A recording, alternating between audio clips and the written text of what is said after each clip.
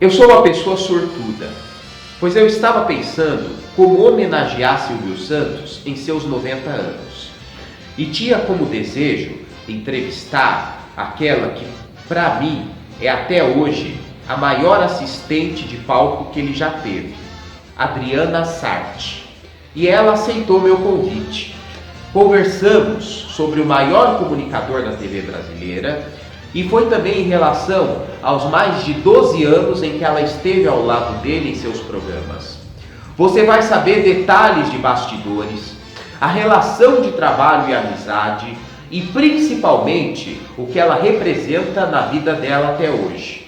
Enfim, dois fãs falando de um mito, só que ela teve a sorte de trabalhar com ele de 1986 até 1998 e eu de assistir ambos de 92 até 98, mais precisamente aonde? No sorteio da Telecena, que eu nasci em 1990. Essa conversa, que foi maravilhosa, volto a dizer, foi a melhor entrevista que eu fiz, porque eu adorei fazer, eu me encantei com ela.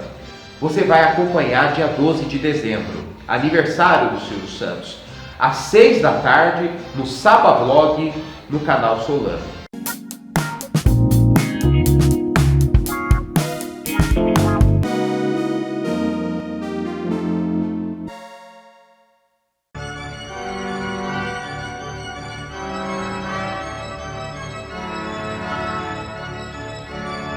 Ezequiel 48. Aqui está a lista das tribos e dos territórios dados a cada uma delas.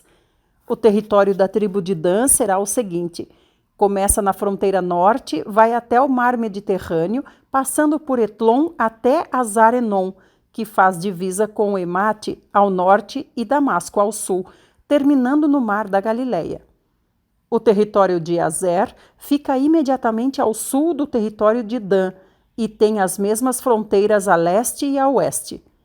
A parte da terra que pertence à tribo de Naftali fica ao sul da terra de Azer, com as mesmas fronteiras a leste e a oeste. Fazendo divisa com Naftali, tendo as mesmas fronteiras a leste e a oeste, vem o território de Manassés. A seguir, sempre em direção ao sul, com as mesmas fronteiras a leste e a oeste, vem o território da tribo de Efraim, que margeará o território de Manassés do leste a oeste. Ruben terá o seu território, que margeará o de Manassés do leste a oeste. Judá terá o seu território, que margeará o de Ruben, do leste a oeste. Ao sul do território de Judá fica a parte santa da terra, separada para o Senhor. Esta parte mede 12,5 km de largura e tem as mesmas fronteiras leste e oeste que os territórios das tribos. No meio dessa faixa de terra fica o templo do Senhor. A área especialmente destinada para o templo será 12,5 km de comprimento por 5 km de largura. Em volta do templo, nessa área separada de 12,5 km de comprimento ao norte e ao sul e 5 km a leste e a oeste, viverão os sacerdotes que servem no templo, a família de Zadok. Eles cumpriram seu dever e não se deixaram levar pelos pecados do povo de Israel, como aconteceu com os outros levitas. Por isso, terão essa parte muito especial na terra, quando ela for dividida. Essa parte será santíssima e fará divisa com a faixa de terra separada para os levitas. Esta terá as mesmas medidas da área separada para o templo e os sacerdotes, 12,5 km de comprimento por 5 km de largura. Esta terra separada não poderá ser vendida, trocada nem arrendada a outras pessoas, porque é terra santificada, separada para o Senhor. A faixa de terra ao sul da área destinada ao templo, com 12,5 km de comprimento por 2 km de largura, será aberta ao povo para construir casas e plantar jardins e pomares. No meio dessa faixa de terra ficará a cidade. A cidade terá a forma de um quadrado, com 2.250 metros de lado. Em toda a volta da cidade haverá um espaço verde de 125 metros de largura. No resto da faixa de terra, para leste e oeste, numa extensão de 5 quilômetros, haverá áreas de plantação para alimentar as pessoas que trabalham na cidade. Será cultivada pelos moradores da cidade por gente de todas as tribos de Israel. Toda essa área, que inclui as terras santas e a faixa destinada à cidade, mede 12,5 km de lado e tem a forma de um quadrado. É uma dádiva sagrada que, como tal, vocês reservarão. O que restar nessa faixa de terra de 12,5 km de largura entre a fronteira leste e as terras santas, e entre as terras santas e a fronteira oeste, pertencerá ao príncipe.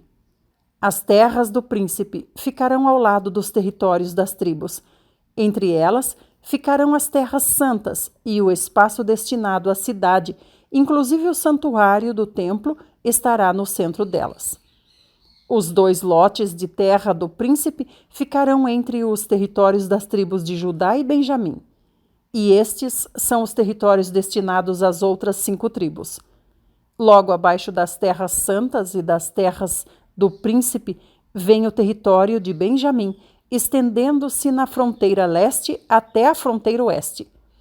Fazendo divisa com o território de Benjamim, vêm as terras de Simeão, que também vão da fronteira leste à fronteira oeste.